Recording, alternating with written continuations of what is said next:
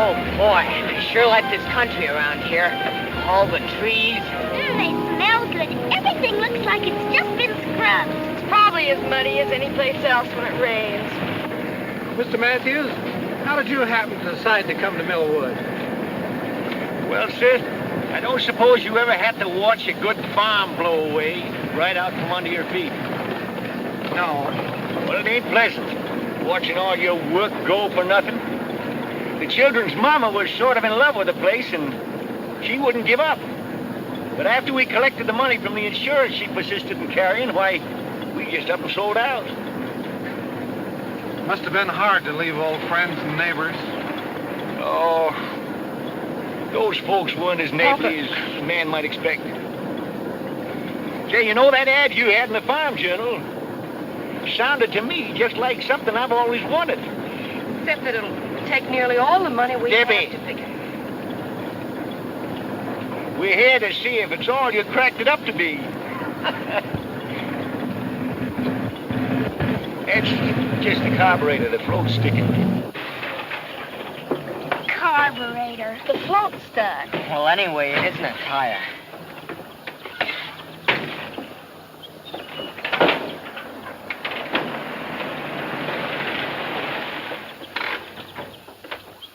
Hiya, Mr. Larkins. Need some help? Well, the motor stopped. Mr. Matthews, this is Davy Barkley, our county agricultural agent. I'm happy to know you, Mr. Matthews. What seems to be the trouble? Oh, the motor cut out all of a sudden. It's the carburetor. Cut out all of a sudden, huh? Doesn't sound much like the carburetor, sir. Do you mind if I take a look at it? No. Around these parts, when a human being isn't feeling well, why, we call Doc Pomeroy. But for anything else, like farms, crops, animals, or machines, or whatever, we hunt for Davy. You know, I don't believe there's anything he can't fix. If he believes it ain't that carburetor, he can't fix that truck. Because I can tell just by the wheeze of it what's wrong.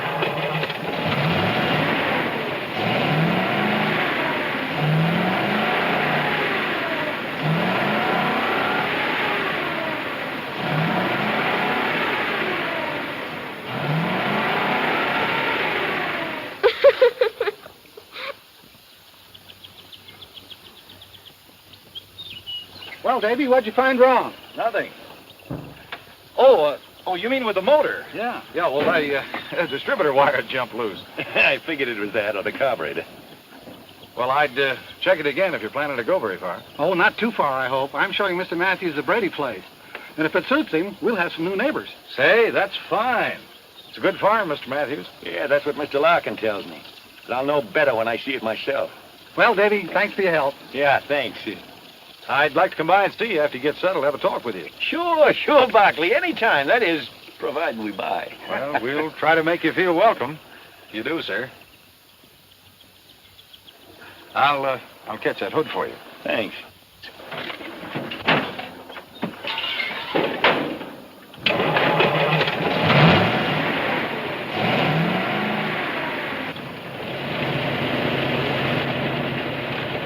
Thank you. So long, beautiful.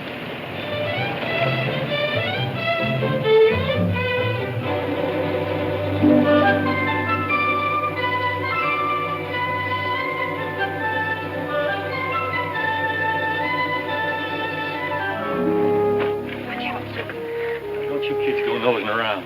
Well, there it is. Of course, it hasn't been lived in for 6 months. Little fix and put it in apple pie shape. Yes, but Let's take a look at the land. Well, the fields start right over there. come on, I'll give you a ride. Come on. What did I tell you about nosing around?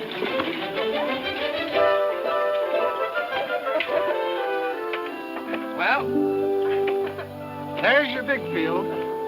80 acres. Runs over around behind that barn. There's 10 acres of fine timber on top of that hill. And over and back is Catfish Creek. I caught some big ones there when I was a boy. What else you got to show me? Well, there's some nice grazing land I'd like to have you see. Then after that, we could take a look at the buildings and the inside of the house. Fine. Oh, whatever furniture you see goes with the place. All it needs to make it a home is people. I feel sorry for houses without people in them. Hey, those kind of thoughts belong to a poet. Oh, but Abigail's our poet. You know she can put words together that rhyme the first time. Can't you, honey? It just comes natural to me. That's quite a gift. Papa, can Mr. Larkin show me the kitchen? I guess so. Why, surely, right this way. There's a range goes with it. Good. Now you get your stove, Debbie. Needs a bit of polish, of course. Yes. Well, what do you think? Also, I think it just about fills the bill. But, you know, I'm a great believer in the democratic process. A family, Mr. Larkin, is just like a nation. Everybody in it should have his or her say. Now, I wouldn't think of imposing my will on important decisions that affect all of us. What we do is hold a meeting and vote on things. And whatever the majority rules, that's what we do. I'll show you what I mean. All right, the meeting will come to order. Now, we've seen the farm and the house, and I've told you the terms. Now, I'd like to hear a motion that we buy the place. I make a motion that we buy it. Do I hear a second? I second the motion. No discussion? All those in favor, hold up their right hands.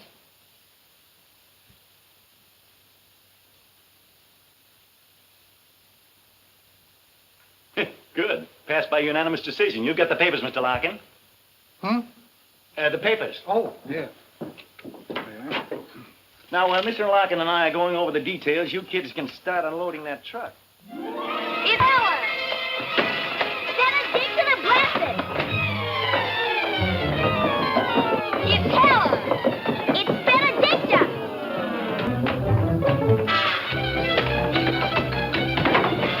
Benedicta! Let me off! Benedicta! Susan, Abigail! Stop that fighting, do you hear? Now what started this one? She wants to get named Helen! Get what named Helen? Benedicta the Blessed is going to be Helen! Susan!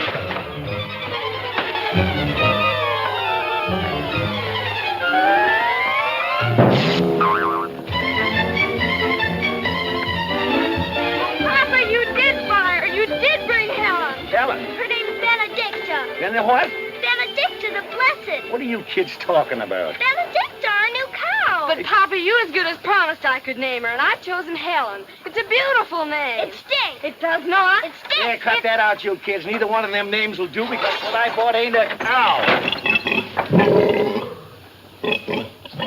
You can name that if you want to. Take him the pen, Penny. Be careful, son. He's kind of mean. Debbie, can't you keep these kids out from underfoot? I thought you were buying a cow. You'll get your cow, Debbie, a pair of them. Mr. Claiborne here's letting me have two at a bargain. Oh, about that tractor, Mr. Matthews. I'll let that go at a good price, too. Terms, if you like. Tractor? But we can't afford a tractor. We've spent so much money already. Mr. Claiborne, I'll talk to you about that later. I'd like to think it over. Accommodate yourself, Mr. Matthews. When you buy like that, don't wait long for takers. Yeah, I know that, Mr. Claiborne. I imagine the young ones will be starting school right away, No, I thought I'd keep them out until next term. We're going to need all the help we can get, you know. I suspect you will at that, seeing the season's so far advanced. Tractor come in mighty handy. Sure would. Well, so long. So long, Mr. Claiborne. Now, Debbie, about that tractor. Papa, Susan, Abigail, and Phineas are not staying out of school. You need help, and we can't afford to I'll manage. We promised Mama they'd get their education. Phineas can help you before and after school, and the girls and I'll divide the chores.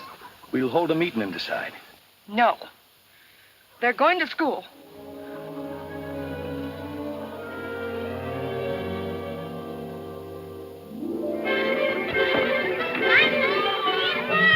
Bye, Jackie.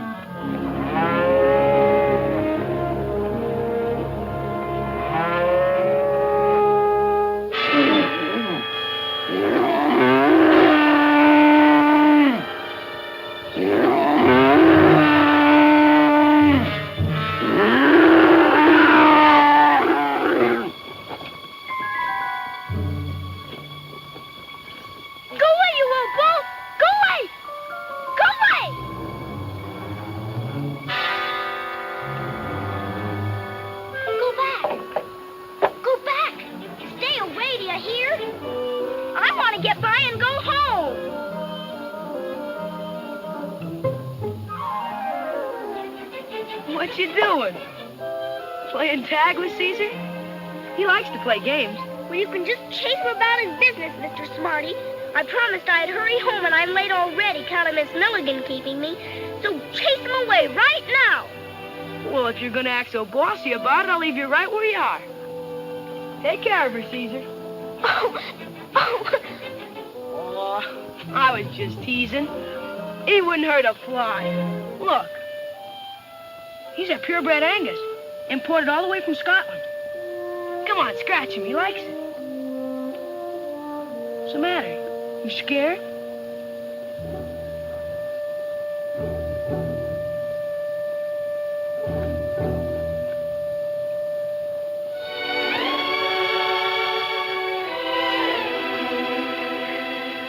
Did he really come all the way from Scotland? Sure he did. Cost me more than $1,000. $1,000? And he's yours? Sure he's mine. All the cattle in his pasture are. I raised them. You mean they really belong to your father, and he let you pretend they're yours? Well, I mean, no such thing. They are mine. Dad gave me 2 Angus calves for a start. I paid him back a long time ago. Say, you're one of the new kids who just moved around here, aren't you? Yes. What's your name? Susan Matthews, what's yours?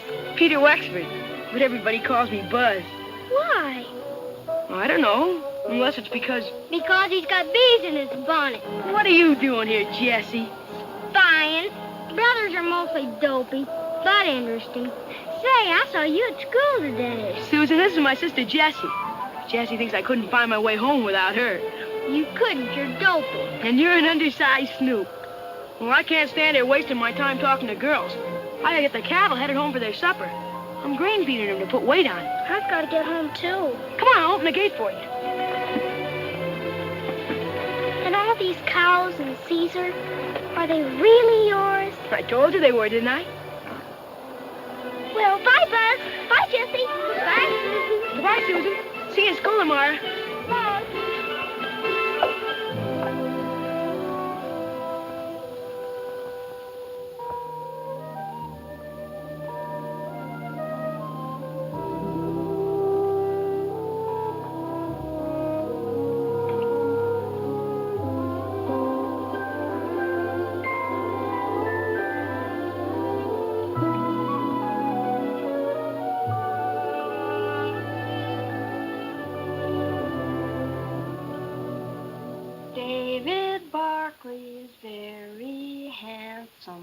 David Barkley is tall and slim. David Barkley is very handsome. That the girls all fall for him. What kind of a song is my little girl singing? Something she just made up? What, Papa? That song you were just singing about somebody named David Barkley. Why, I hardly knew that anyone would hear it. But surely you remember David Barkley, Papa. He's the county agent. You know, the man that knew more about your truck than you did. The one that stared so at Deborah. What about him? Why, nothing, Papa. At least nothing that means anything, I'm sure. Well, if it doesn't mean anything that all the girls fall for Mr. Barkley, why don't you tell us what you know? I'm sure we'd all like to hear. I don't know how Abigail would know it, but I think what she wants to tell you is that I met and talked to Mr. Barkley in Millwood today. Henry Larkins told me when he delivered the groceries. It'd be much nicer, Abigail, if when you wish to tell things on the rest of us, if you'd be more straightforward about it. Oh, I don't want to even think what's going to become of us if these suspicions and bickerings keep up.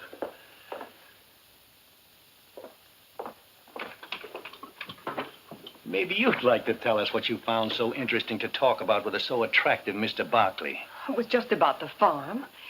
After all, he is the county agricultural agent, and I asked him what crops he thought we ought to raise. And I imagine he was very happy to offer his advice?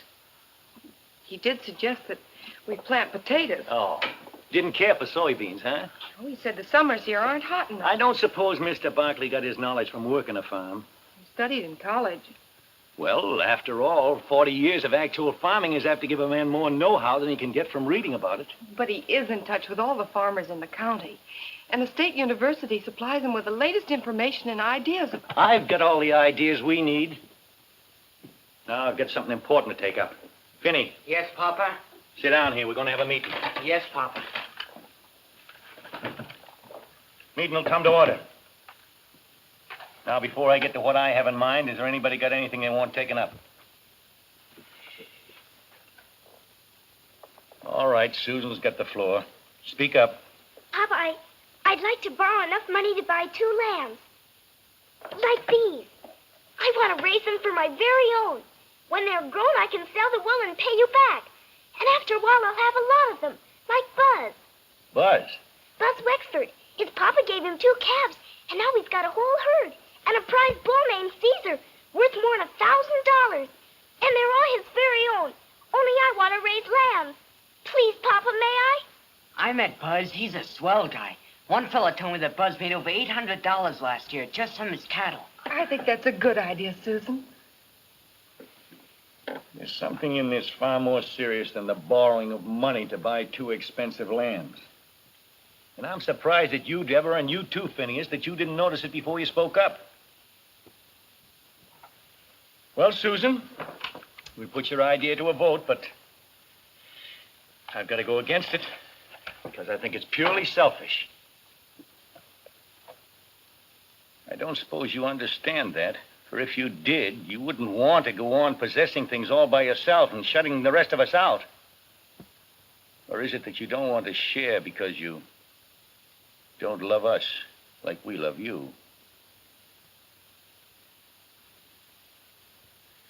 Well, you heard Susan's plan, the discussions about it. Now we'll put it to a vote. All those against. Shouldn't those in favor vote first? What difference does it make? Those against.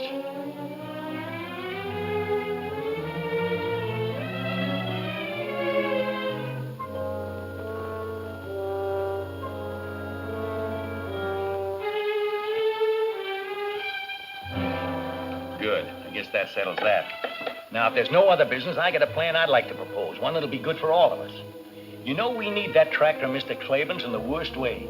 Of course, he'd be willing to rent it to me, but you know we believe in owning things outright. Well, wouldn't it be better to rent it? I believe I can make out a way we can buy it. How, Papa? We'll cut that timber at the top of the hill and sell it for lumber.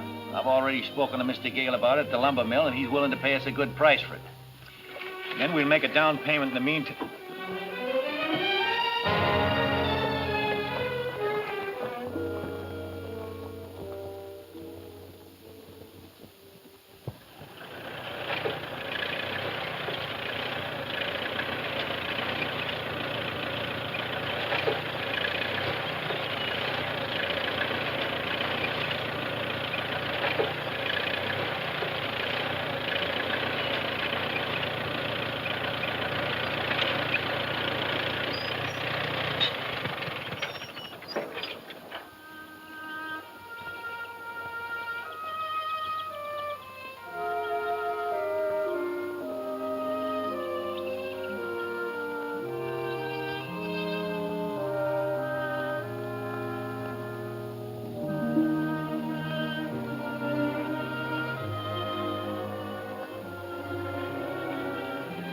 All right.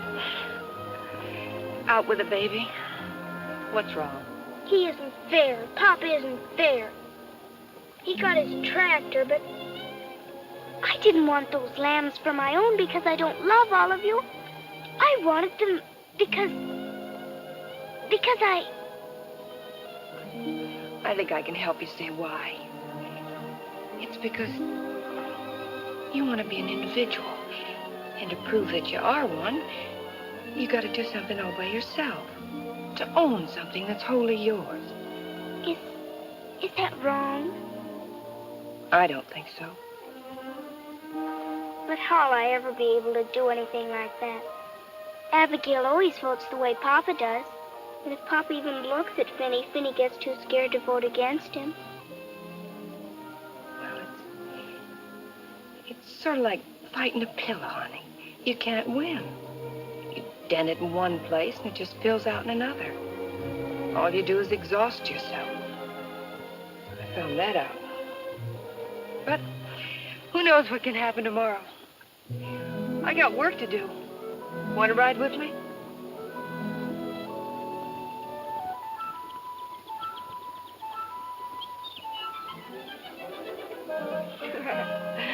That's better.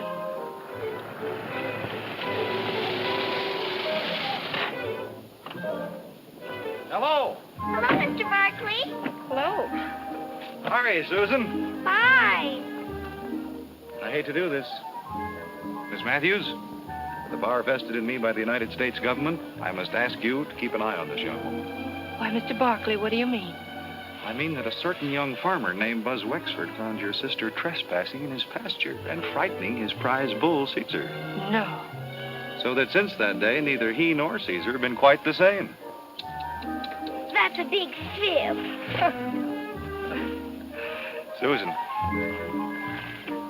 here's something I want you to look over.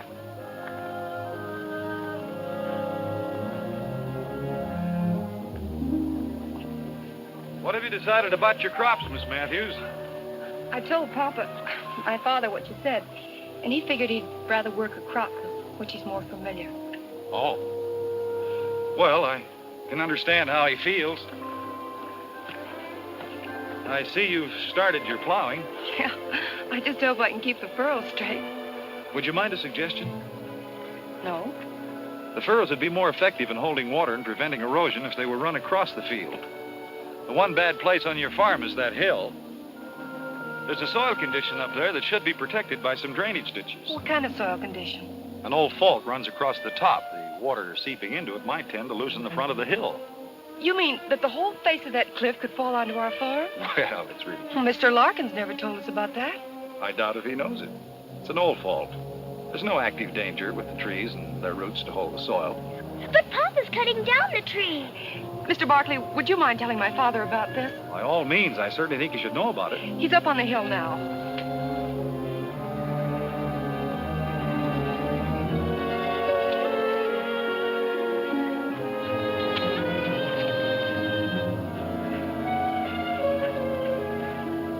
Papa! Look out, get back!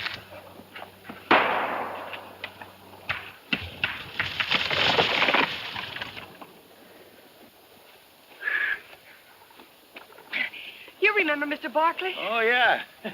What's on your mind, Barkley? It's about these trees, Mr. Matthews. I'd suggest you leave them standing, sir. I expect you county agents have got to make some sort of suggestion in order to hold your jobs. Well, if you don't mind, I'd like to show you something, sir.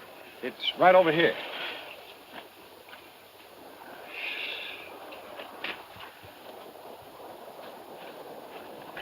Look at this, Mr. Matthews. That ground has slipped down and away from the earth we're standing on. Yeah, but that looks to me like it happened an awful long time ago. It did, but there's no telling how deep this fracture goes. Look. Here is the face of your hill. This fault runs across here and has a natural drainage into a dry ravine down below that points directly at your farm. Without these trees, the whole top of this hill could erode away. But by keeping the trees in, putting in some drainage ditches along here to protect the fault, it'll save you money. It might even save your farm. Well, thanks again for your interest, Barkley, but I ain't gonna let a crack in the ground stop me from making several $1,000s. And now, as a man who's got work to do, you'll excuse me. Well, thanks for listening, sir. That's all right. It won't be long now before I'll be able to show you what a real farm looks like. I'd like to stop by and see you again. Anytime, but... Debbie, if Mr. Barkley don't mind, I'd like to speak to you. Private. Thank you.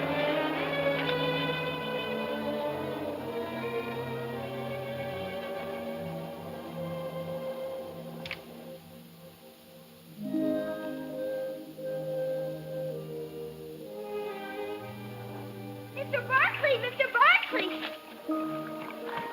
Can I... May I walk to your car with you? Well, don't you think it might cause people to talk? There aren't any people. Oh, well, in that case, come along. Has Deborah a steady boyfriend? Deborah? What's so surprising about that? She's a very pretty girl. Dapper? Well, yes, don't you think so? No. You can take my word for it. She is. She is? Mm-hmm. She, ever go out with any of the fellows back where you came from? Only Charlie Gidget. Charlie Gidget? What did he look like? Oh, he was tall and kind of skinny. And his teeth stood out like this. He didn't have much hair. Sounds kind of unattractive. Did Deborah like him? I don't know. She laughed at everything he said. How many times did she go out with him? Just once.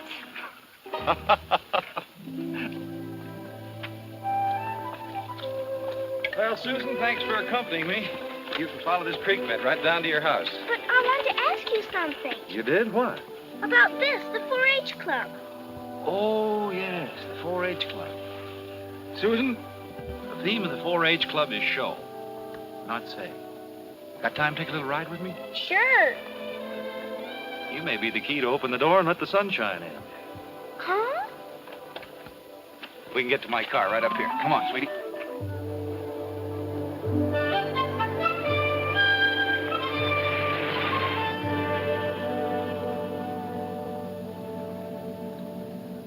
That's a funny name for a club. 4-H. Each one of the letters stands for something. The first H stands for head, the second for heart, the third hands, and the fourth health. And the 4-leaf clover is for good luck. I think 4-H club members make their own luck. Can people do that? Sure, they use their heads, hearts, and hands. You see, Susan, the 4-H club was started for kids just like you, to help them learn better methods of farming and homemaking, so that when they grow up and have farms and homes of their own, they'd know how to run them successfully. As county agent, it's part of my job to help the club members with their projects. Huh? Each member has a project, a piece of work that he plans and carries through all by himself. Oh. It can be almost anything. Oh, raising rabbits, a garden, calf, chickens, fruit trees. Baby lambs? Sure. Or sewing, cooking, canning. There are all kinds of projects. Is Buzz Wexford a 4-H member? Buzz? Oh, he's the star of the Millwood Club. He's already made enough money from his Angus herd to put himself through college.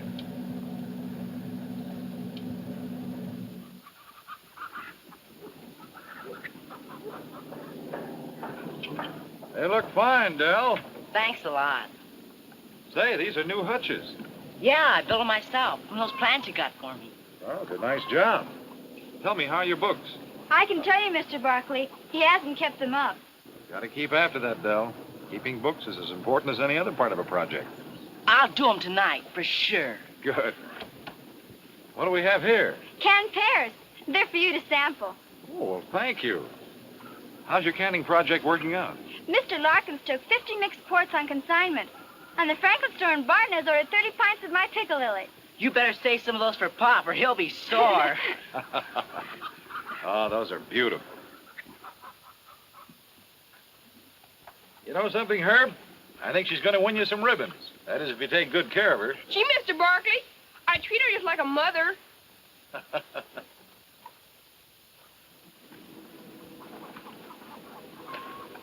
Did you get the lime I suggested, Roberta? Yes, and I used the proportions you gave me. Does my garden look good enough to win an award? Well, Later, I mean. it probably will if you work like the Dickens. Oh, I don't mind doing that. You see, this is mine. It's something I've done all by myself. The things you create for yourself always give you the most satisfaction. And you've got the makings of a fine garden. Mom and Dad are so glad you talked me into joining 4-H, Mr. Barkley. I wasn't very happy before. Well, 4-H is happy you joined. Susan, there's one more place I thought we might stop. Benny Tilton's project's raising sheep. He's got a couple of fine lambs I promised to look at. No! No, I don't want to see them. I want to go home. Please. Okay, sis. Home it is.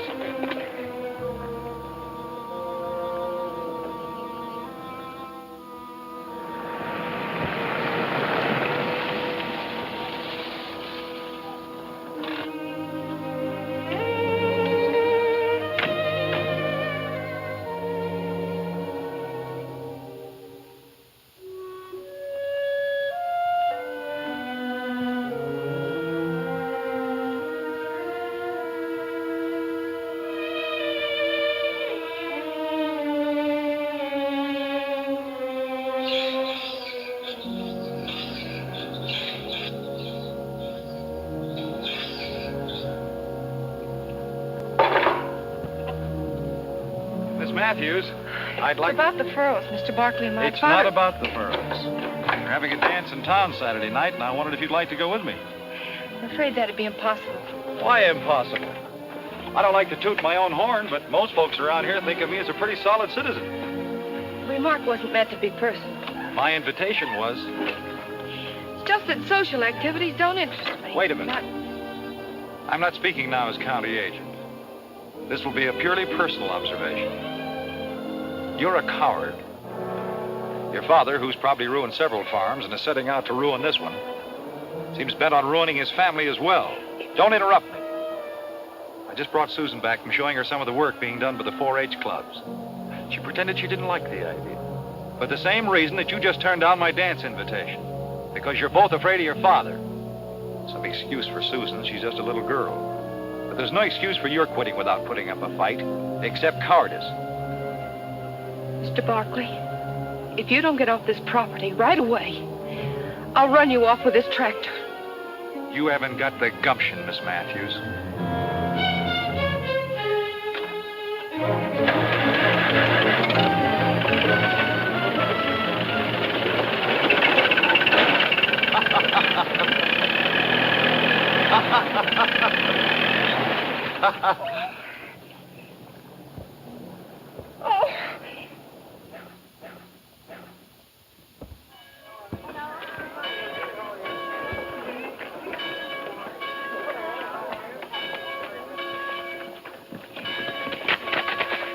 Hiya, beautiful.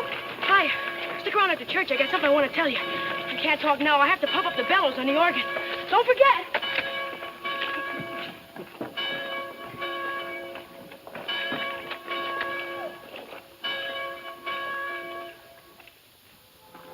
Well, the Matthews. Good morning, Mr. Larkin. Miss Matthews, Mr. Matthews. How are you? We thought we'd try you out and see what kind of a breech you got.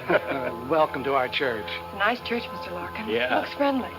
We mean it to be. Our Reverend Benton is less given to preaching at us than talking to us. We like it that way. I'll show you to the seat.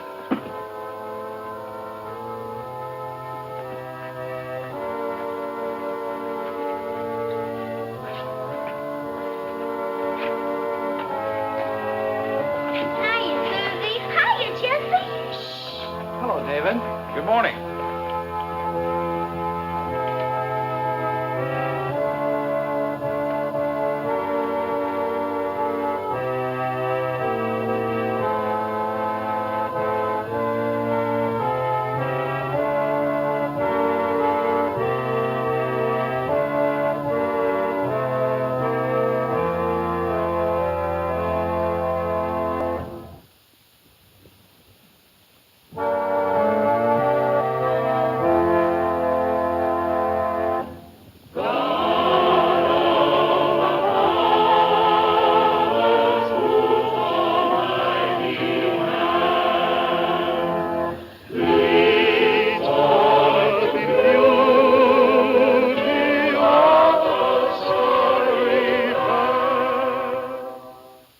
My sermon today is inspired by the story of Moses and the promise that God made to him. The story may be found in the Old Testament, the book of Exodus. The promise was that if Moses and the Israelites, who were suffering cruelties and slavery at the hands of the Egyptians, would but have faith, God would show Moses how to lead them out of their bondage into a land of milk and honey. It was the promise of a new life, a beautiful green promise. But before it could be fulfilled, there was a sea and a wilderness to be crossed, thirst and hunger to be overcome. The fulfillment, you see, had to be earned. Now, I find a parallel between those ancient Israelites and ourselves, all of us. We, too, are in bondage, lashed with the bullock-hide whips of ignorance, shackled by the iron chains of the unknown. But the same promise, the beautiful green promise, has been made to us. Only the sea of doubt, the barren desert of illiteracy, the hunger of bigotry, and the thirst of incompetence stands between us and freedom, between us and the land of promise. Now, we've been given not just one Moses to guide us, but many, our men of science, our doctors, chemists, mineralogists, agronomists, all those patient seekers after fact and truth, the delvers into the mysteries of matter, the searchers of the mind for a better understanding of human behavior. These men are our Moses, turning our feet away from the false and easy trails of superstition and guiding us along the steep and toilsome path of knowledge, the one true and the one and only road to the land of promise, where we may claim our heritage. To my mind, the really sinful man or woman is the one who, through bigotry and ignorant pride, refuses to learn, and calling his ignorance virtue, tries by self-made rule and by scorn to keep all others from learning. These are the real sinners. And here is the vilest evil. To feed their ego, to disguise their inadequacies, to hide their quaking fears, they sneer at the new, revile the experimenter, and deride the pioneer, and then hypocritically defend their actions behind the fog-bound fortress of intolerance.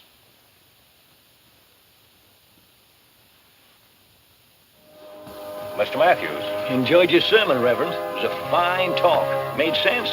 Thank you, Mr. Matthews. I'm glad you could accept my invitation to attend our service. I'll see you all again next Sunday, I hope. Oh, we'll be here. We're a church-going family.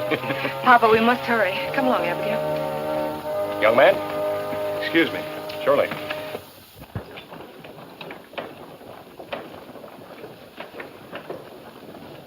Hey, Susie! Susie Matthews! Hey, wait! Told you I wanted to see you after church. I forgot. That's the way it is with me. I just don't make any impression on girls. What I wanted to tell you is that my ma, she and Reverend Benton are the leaders of our 4-H club, would like to invite you and your sister and brother to our club's masquerade party. Of course, the party's about 5 weeks away, but I thought I'd better speak early before you met some better-looking guy. Is it a date?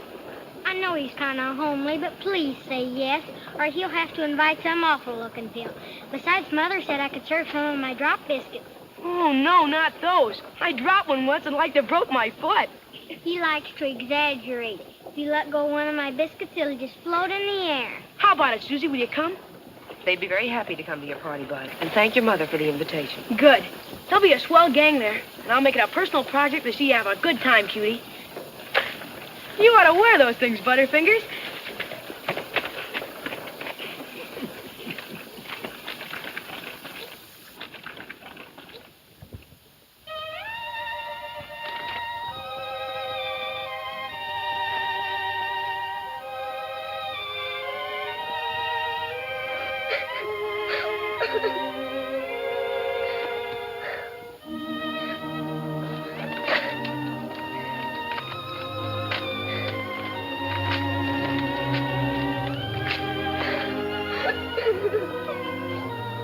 Susan, aren't you finished with Finney's room yet?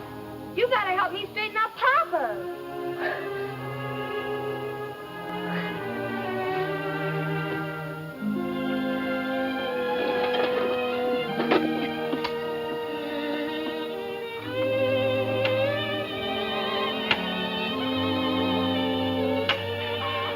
Hey, what you doing with my fishing tackle? Well, I thought maybe you'd take me down to the creek. Will you, Finney? Oh, gee, I daresn't, Susie. I ain't got the wood cut for Deborah to cook supper with. Papa'd skin me alive. Oh, please, Finney. We'll only stay a little while, and I'll help carry in the wood. Well, maybe there'll be some early ones hungry enough to bite. But we gotta start home in time for me to get the wood in. Boy, this looks good, Susie. We ought to get some big ones here. Come on. I can get up by myself.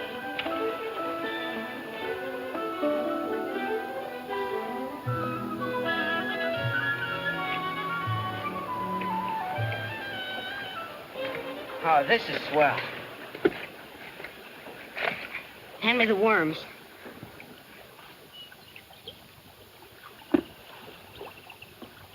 Here you are, Susie.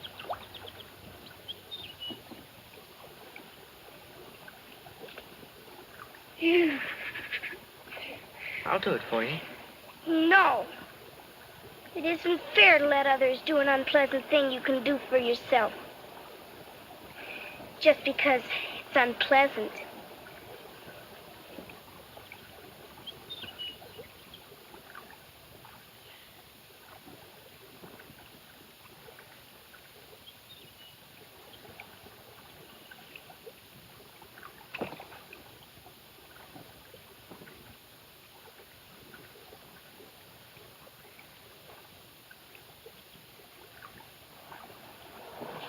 Hiya, Finny.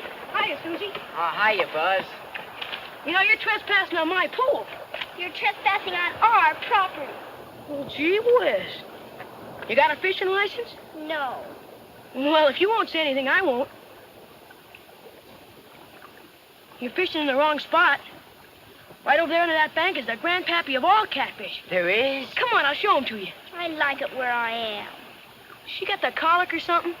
Come on, show me the catfish.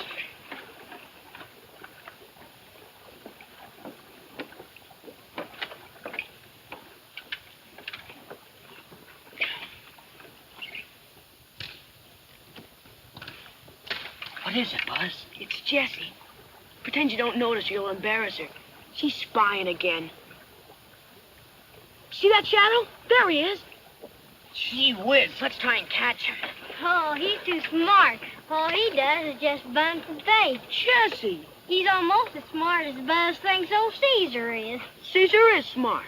Caesar's smarter than you anyway. You didn't know I was trailing you. Sure didn't. I thought it was an old stray cow. Did ya? Homer says you're gonna enter Caesar in the state fair this fall. Are you, Buzz? He is if he wins at the county achievement day. Achievement Day? What's that? That's when all the clubs in the county compete. Whoever project wins gets the show at the state fair. Caesar wins that, I'll get to take him to the national show in Chicago. Boy, wouldn't that be something? Yeah. Of course, it ain't all up to Caesar. I gotta learn how to show him. Gotta be able to produce all the records of how much it costs to raise him. What he ate and all that. Those judges want to know everything. Well, I sure hope you make it, Buzz. I wish Papa would let... Finny, time for us to start home.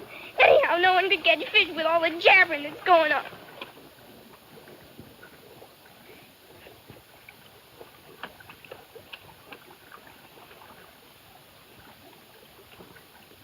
Now you did it. Did what? Only a woman would understand. Oh, shut up.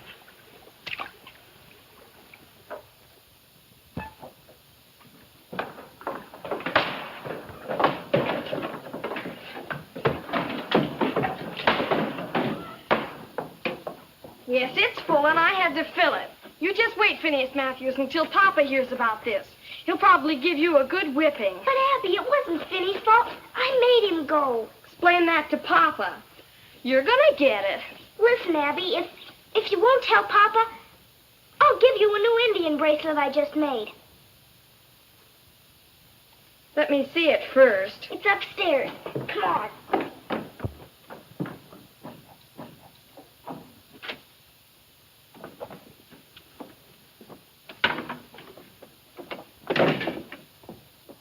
The bracelet will be mine for keeps, you know.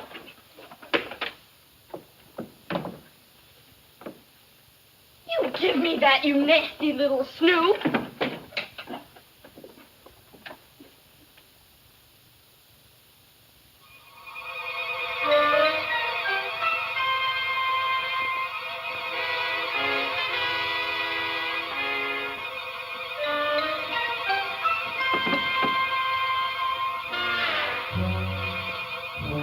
If you read that, I'll...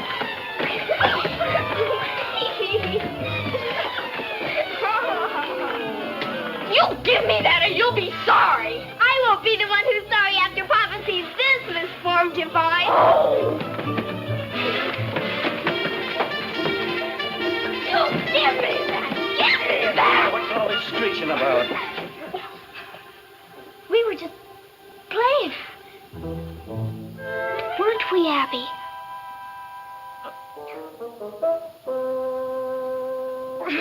Yes, Papa. We were just playing.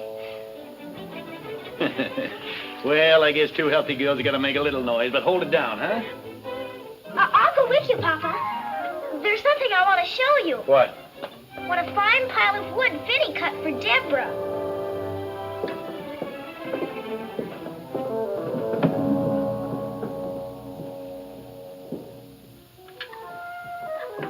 Excuse me. Did you do your homework, Phineas? No.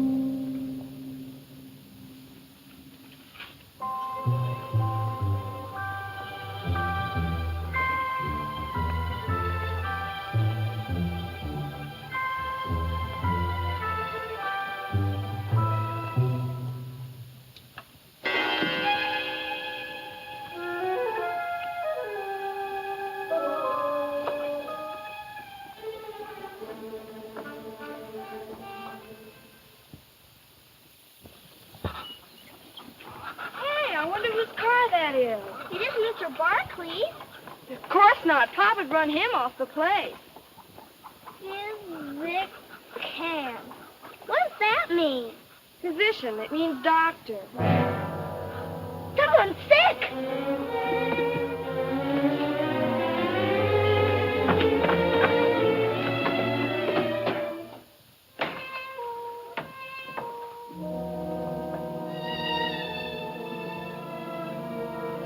Deborah.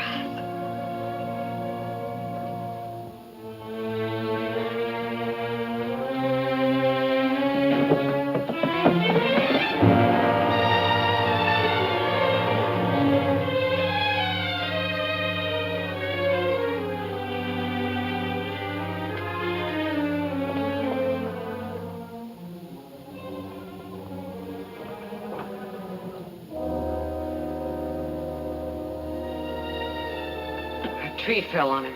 Oh, Papa! Abby, be careful. He has two bad leg fractures and a nasty cut on his head.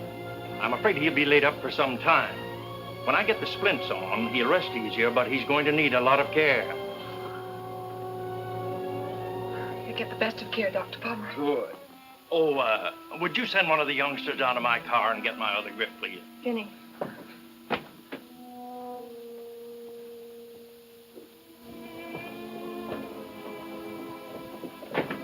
How's Papa?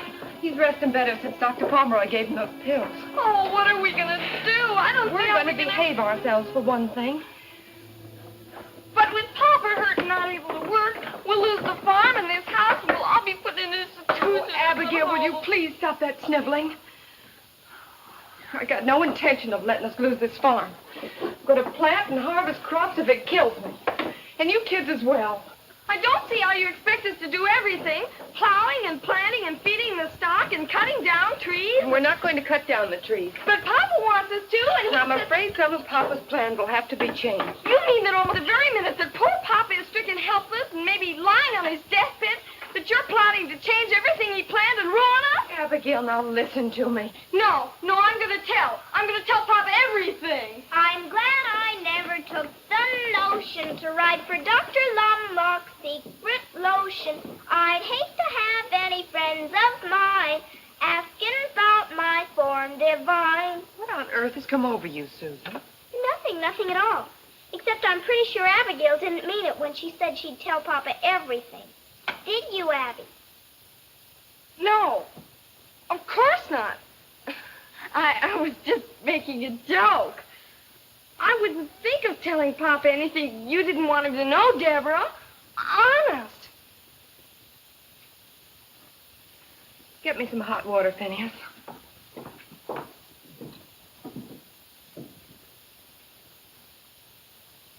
Of course, the children are in school, but they do help with the chores. So, as far as my father and the house go, I think we can manage. But it's the farm that bothers us. And I just thought that perhaps you could give us some advice on what we could best do. Well, if you could stay for a few minutes, a friend of mine is coming by who knows much more about farming than I do, I'm sure, and I think he'd be glad to help you. But maybe you know him, David Barkley. Oh, yes, I'm terribly sorry. I just remembered I have to go to Millwood before before Mr. Larkin closes the store. Closes? Why, you have all afternoon. Mr. Larkins never closes until 6 in the evening. Help! Help! Help!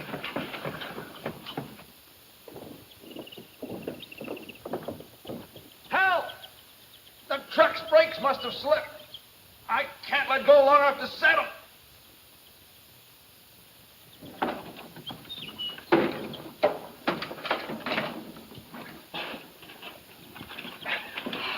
Mr. Barkley, I owe you my life. I couldn't have held out much longer. I can't tell you how sorry I am. I was sure I set the brake. Forget it, Miss Matthews. But, Mr. Barkley, why didn't this rock hold back the truck? What?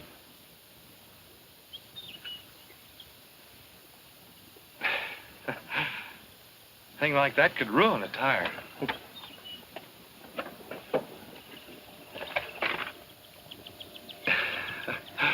Hello, Susan. Hey, Reverend, my sister-in-law and her mother wanted me to say goodbye to you. Tell you how much they enjoyed your sermon last Sunday. Oh, thank you. Have they gone home? Left yesterday. Brother Ed wired, said if she didn't want him to starve to death, she better get herself home. Think it could be jealousy?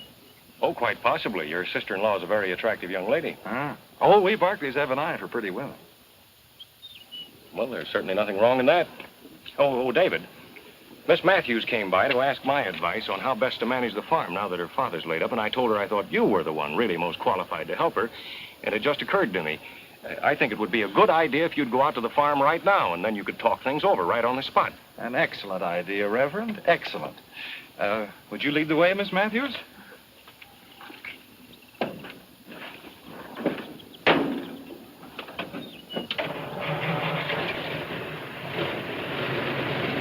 Hey, you forgot me! Deborah, you forgot me! Deborah!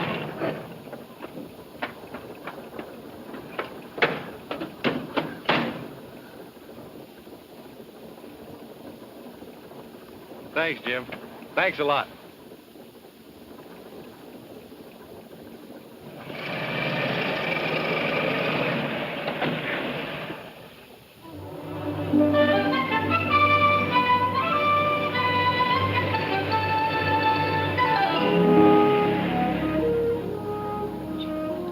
Deborah, Yes?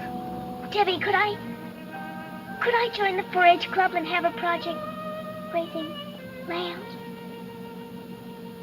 Oh, I know I was outvoted, but it wasn't really fair. Oh, please say yes, Debbie, please. Please. Well, we might just as well get hung for a lamb as a sheep. Only if your lambs cost too much, you'll have to choose some less expensive project. Oh, I don't know how much purebreds cost, but the minute we stop, I'll ask Mr. Barkley. He'll know. He's so pretty.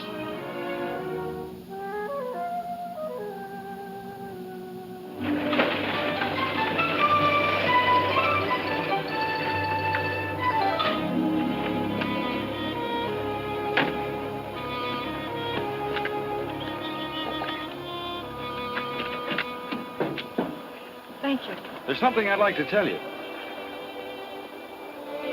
Yes?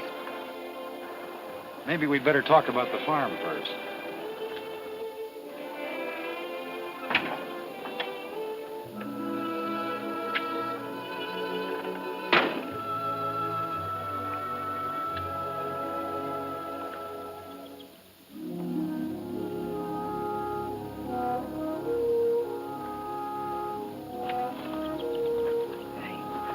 I shouldn't have let Reverend Benton talk you into trying to help me. No, but he didn't. What I mean is, standing here, I realized how crazy it was my going to him in the first place. Thinking I could handle things all by myself. It would mean a fight. I'm not the coward you think me, Mr. Barkley.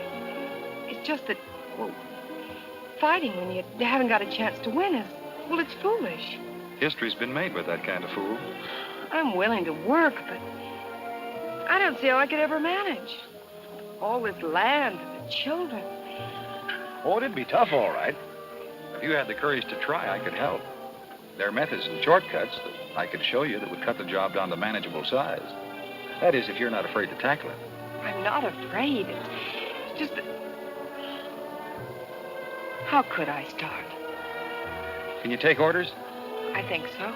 Good. The first one is that you call me David. Mr. Barkley, Well, now, if you can't follow a simple order like that, there's no sense going on. Frankly, David, I'm scared. The best way to overcome that is to get busy. Come on, Deborah.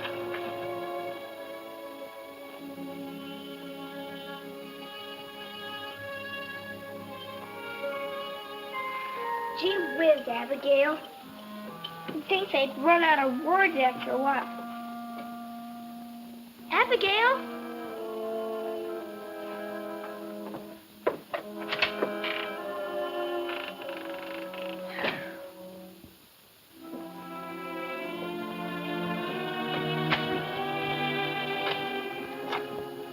Thank you, Abigail.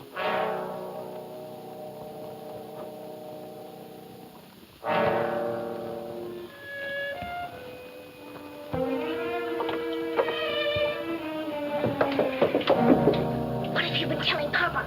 I haven't said a word to him. Cause your heart hope to die? There, does that satisfy you? Deborah! Deborah, come up here! Deborah, you hear me? Yes? Yes, Papa.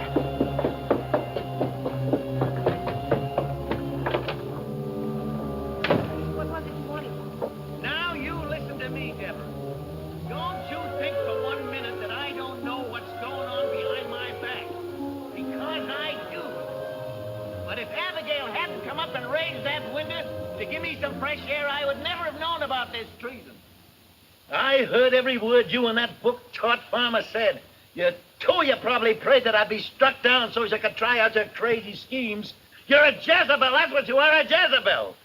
Oh, you don't care if his insane ideas ruin us and drive your helpless sisters and brother out into the world homeless and... Papa, be quiet. You slept through the sermon when Reverend Benton was describing the sinner who didn't want to learn and who tried to keep everyone else from learning. He might just as well have been describing you.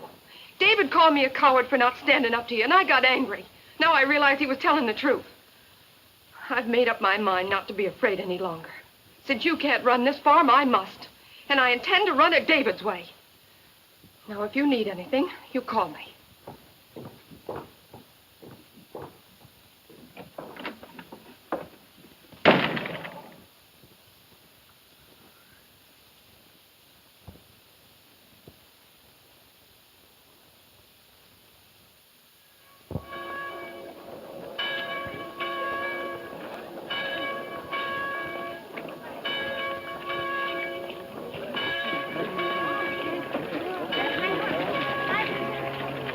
Good morning.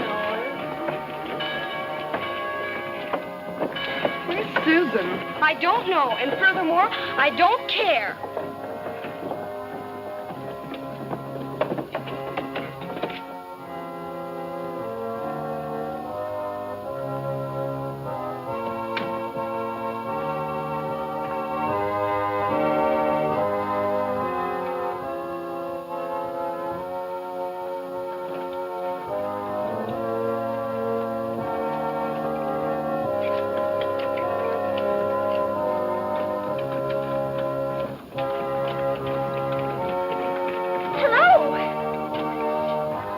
Doing in here? Oh, Buzz, I've got something wonderful to tell you. You'll have to wait till this finishes.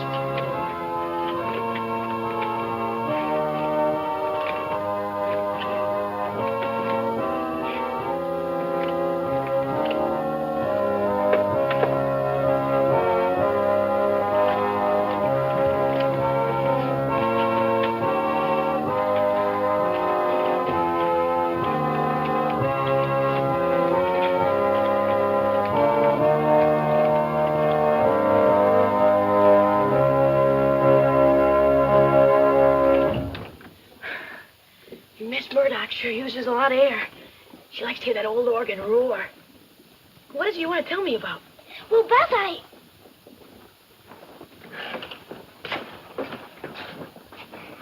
Join the 4-H. Swell. You'll like it. What are you going to choose for your project? Cooking? No, sheep. Sheep? Deborah said I could buy 2 purebred lambs to raise. That is, if they don't cost too much. Do they, Buzz? Well, they're kind of expensive, Susie. How expensive? Well, real good lambs cost about $30 or $40 apiece. Is that too much? Hey, listen. Maybe you could borrow the money from Mr. Grinstead. Who's he? He owns the bank down at Millwood. Sometimes, if he thinks it's a good risk, he lends money to 4-H club members so they can start new projects. Buzz, do you think he'd lend some to me? Well, I can't say for sure. But once you're a 4-H, you can talk to David Barkley and get him to help. We'll give those members who have the longest distance to travel time to arrive before we meet again. Mr. and Mrs. Ralston wish me, on their behalf, to thank all the members of the church for their messages of condolence with the passing of Mrs. Ralston's... It's time for the first hymn. Please, Buzz, could I? Prayer meeting next Wednesday Well. evening will be held as usual at 8 o'clock. All right. You better hurry up and start your pumping, though. They're about ready to start. And keep that bobber up there, no matter what. I believe you will find Reverend Simmons' talk. Happy to hear that church supper held last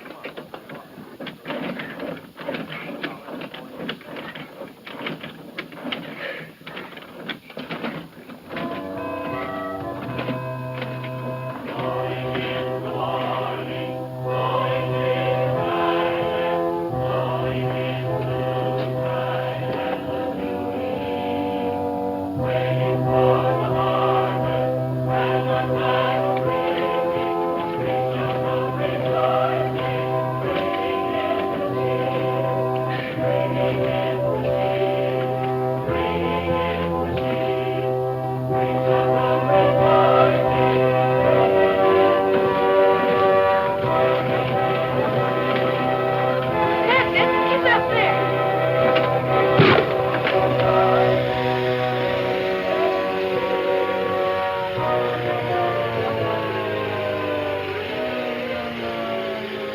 We shall home rejoicing, bringing in the shade.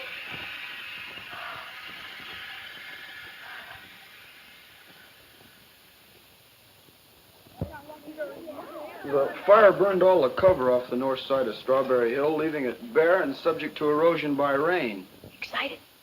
The Committee on Soil Erosion had planned to replant it with oats or barley, but we'd appreciate the county agent's advice. Thank you, Joe. I've had some information from the state director at the university about a new cover grass. The department would like to make some field experiments, so if the committee agrees, I'll send for enough seed to replant the hill. The grass is a rapid grower and has a deep root system. Miss Susan Matthews.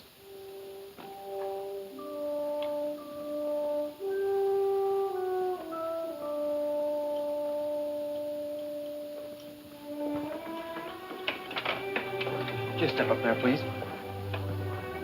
You've been approved to become a member of the Millwood 4-H Club. Please raise your right hand and repeat the 4-H pledge after me. I do solemnly swear that I, Susan Matthews, will uphold the rules and bylaws of the 4-H Club. I do solemnly swear that I, Susan Matthews, will uphold the rules and bylaws of the 4-H Club. And as a true 4-H member, I pledge my head to clearer thinking. And as a true 4-H member, I pledge my head to clearer thinking, My heart to greater loyalty. my heart to greater loyalty, My hands to larger service. my hands to larger service, My health to better living for my club, my community, and my country. my health to better living for my club, my community, and my country. I herewith declare you a member in good standing of the 4-H Club of Millwood. Here's your membership card, your 4-H badge, and a member's card to put on your house. Congratulations and good luck on your project. Congratulations, Susie. Congratulations, honey. Thank you, Mrs. Wexford. Thank you, everyone. I'm going past your house, Susan. Would you like a ride? Mom and me were going to take her, but you better take her, David. She's got something to ask you. Well, good deal. Congratulations.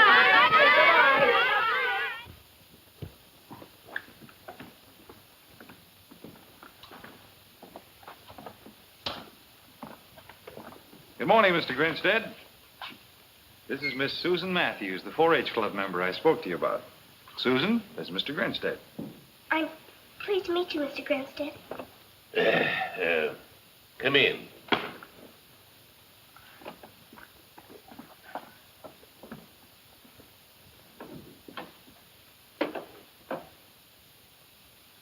Sit down.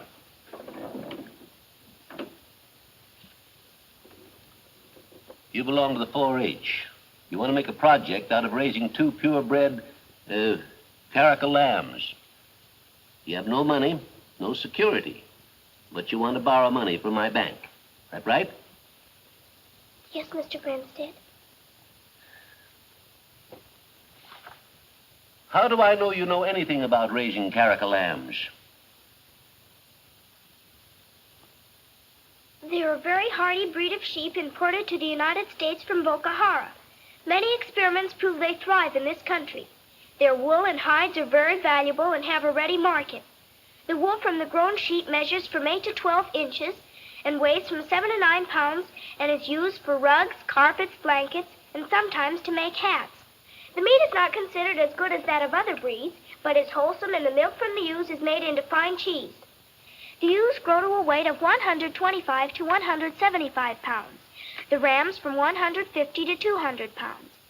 My brother Phineas has promised to help me build a shed and feeding troughs. I'll raise 2 beautiful lambs, Mr. Grinstead.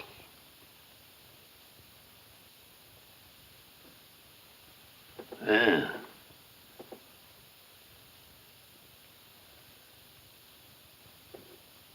you know what interest is? Yes, it's what you pay for the use of money.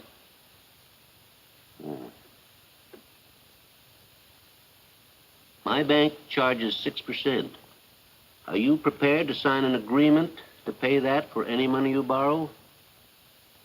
Yes, Mr. Grinstead.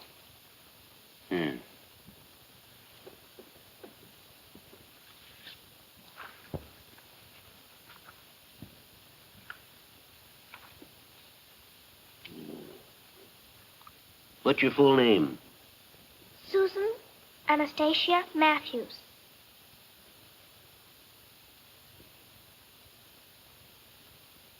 Your address? RFD number 3 Millwood. How much money would you need? $75.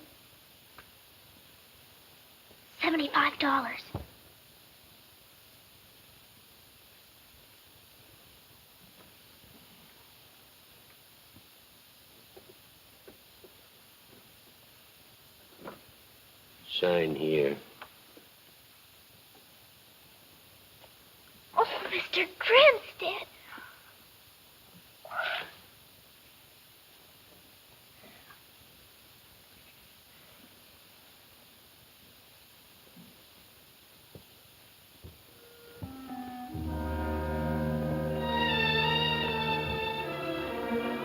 Bobby, you're being very silly about things.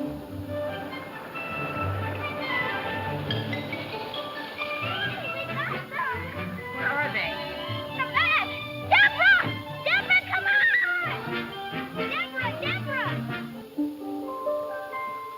Deborah, where are you?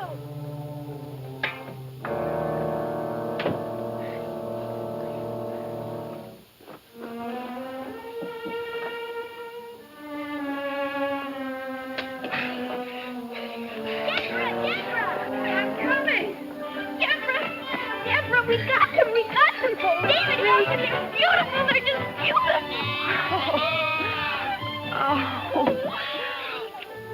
Here, Susie.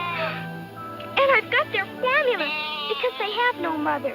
But I'm going to be their mother and bring them up to be the 2 best lambs in the whole wide world.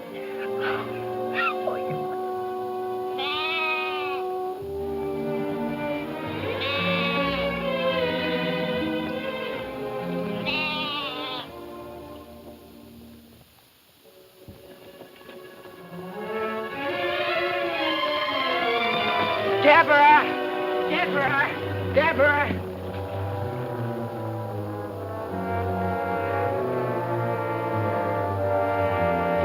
up in the woodlot on the hill. They got a power saw and everything.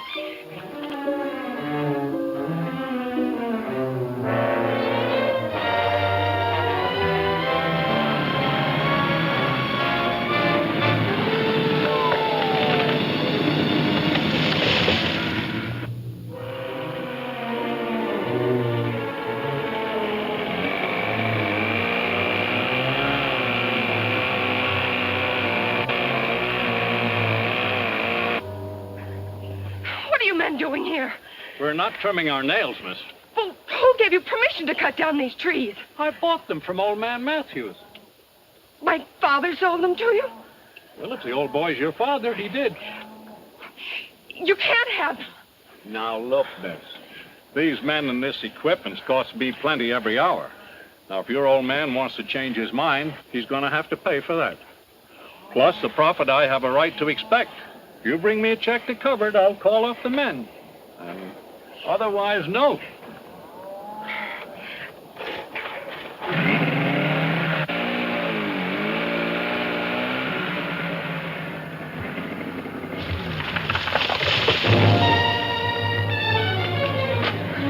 You better stay here, Finney.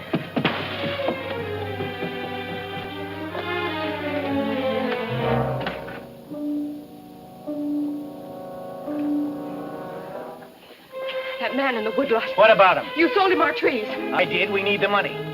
You're going to give him back every penny of it. Whatever else he demands, so I can tell him to get his men off our property. I am not. Then I'll return the tractor to Mr. Claiborne and get back our down payment. I've already sent him his check. The tractor's ours.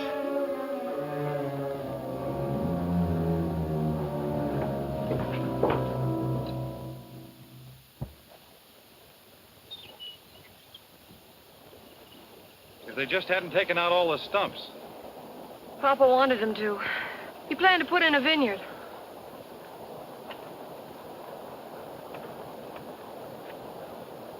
How bad is it, David? Well, any rain will drain down into the fault. Well, what about digging those ditches you spoke of? That's a big deal. But there are a lot of roots that'll hold for a while. Don't look so serious. I'll work out a plan when I get back from Fulton. You're going away? Only for a week. Think you can bear it? I guess so. If I must. Meanwhile, I'll show you something that Phineas can get started.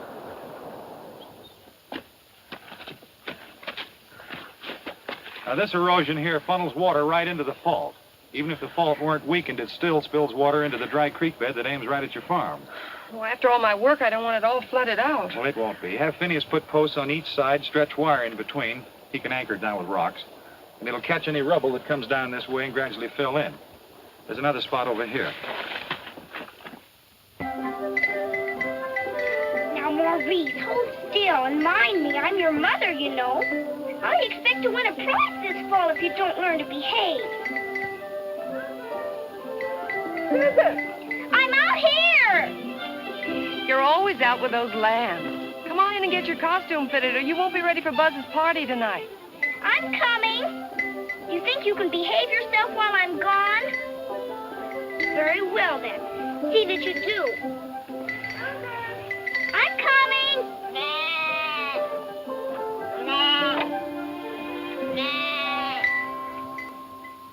Here's your hood, Susie. Thanks. I wired those ears up good.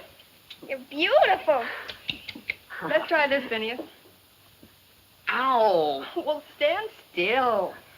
Gee, you look swell. Deborah made it. I'm Daniel Boone. No.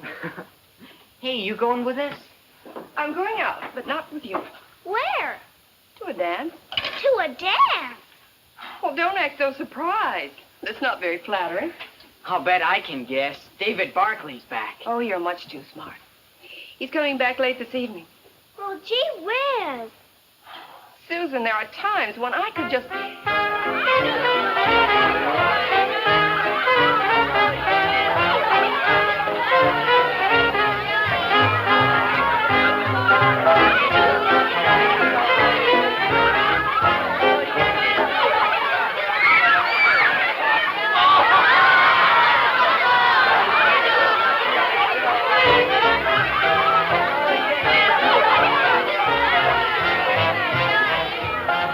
Who are you supposed to be? Mom says she's a femme fatale. I am not. I'm Martha Harry, the famous international spy.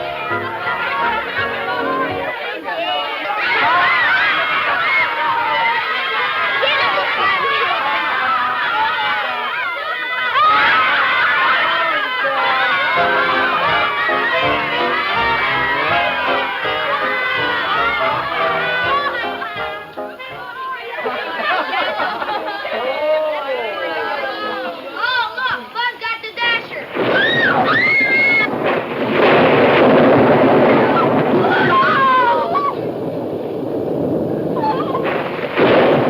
What's the matter, Susie? You're not afraid of a little lightning, are you? No, it isn't that, Buzz. It's what? It's my lambs. They're out in the barnyard. Well, they're in their shed, aren't they? Yes, but Where do you want them, in your bed? Your lambs are safe. Come on, eat your ice cream. I churned it with my own sweaty little paws. yes, but if I hadn't been spying on him, he'd left out the salt. He's an awful problem. Aw.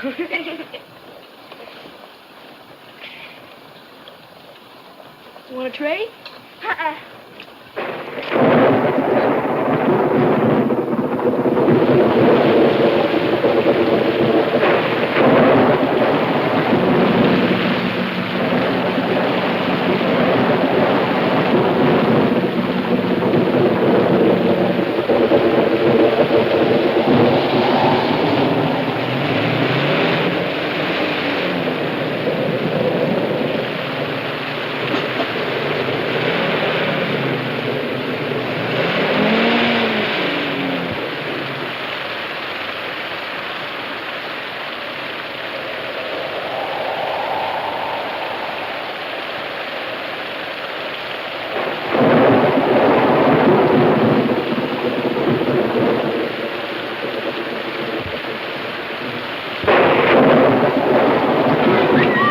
Oh, just a little lightning.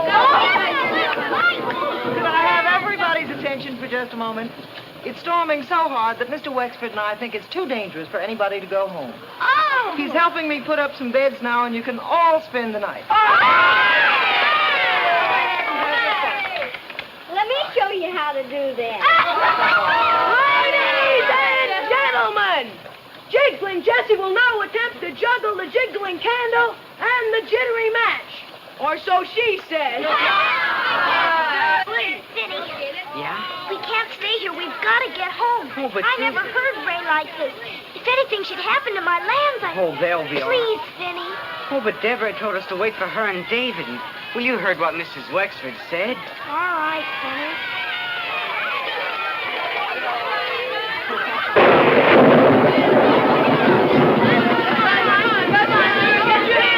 Oh, you're going to miss it.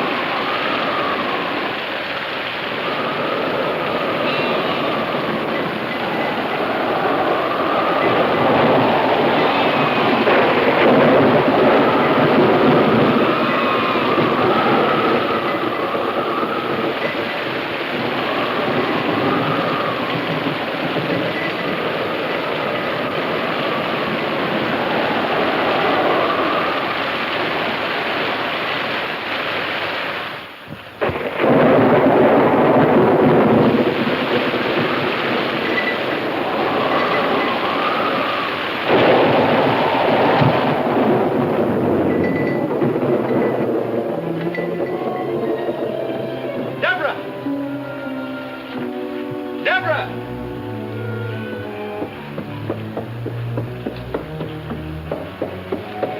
Where's Susan's room? There. Here she. All right, just worn out. Where's Deborah? When the barnyard started flooding, she went up on the hill to check some barriers. I'll put Susan to bed and go look for her.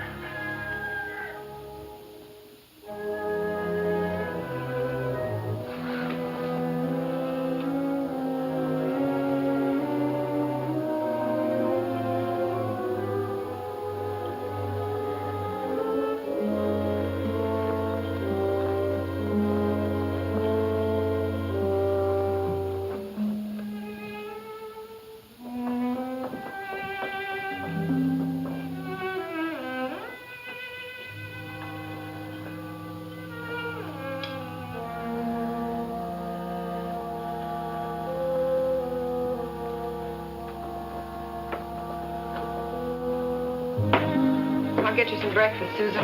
No, thank you. I don't feel like eating. My lambs, are they... Behind the stove, Susan, fat and sassy.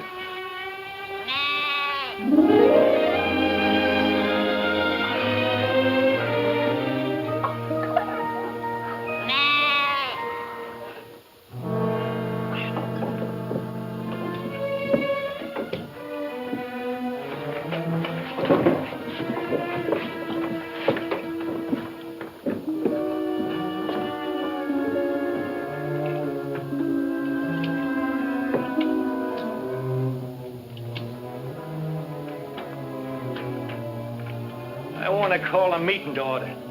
I'll wait outside. You're mixed up in our affairs enough to stay and hear what I've got to say. Sit down, all of you.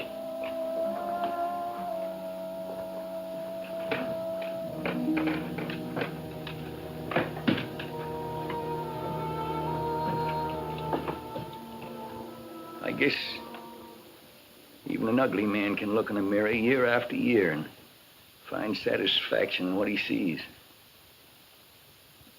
He never sees what's really there, only what he wants to see. A reflection of himself as he likes to imagine he is. But if one day something comes along that makes him look closer, he'd know then and forever after that he was just an ugly man. Mr. Barkley, I knew deep down inside your advice was well-intended and good. But I turned it down just like I did everything else that didn't happen to agree with my own peculiar notions. Also, I was afraid that you and Debbie Well, I was afraid of losing her and all the work she could do for me. I preached the idea of us all working and owning together because I was afraid to compete with others and show up my own lack of ability.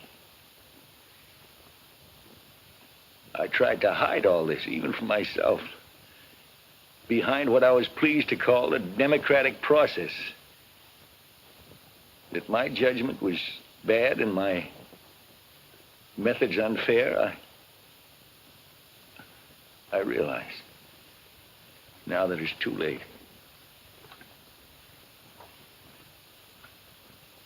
We're in desperate trouble, all on account of my bullheadedness, without much hope of saving ourselves.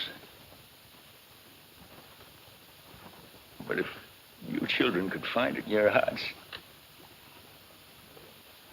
to forgive me, I know that I could find in that the courage to try and make things up to you. We understand, Papa. And don't worry. Everything's going to be all right. Papa.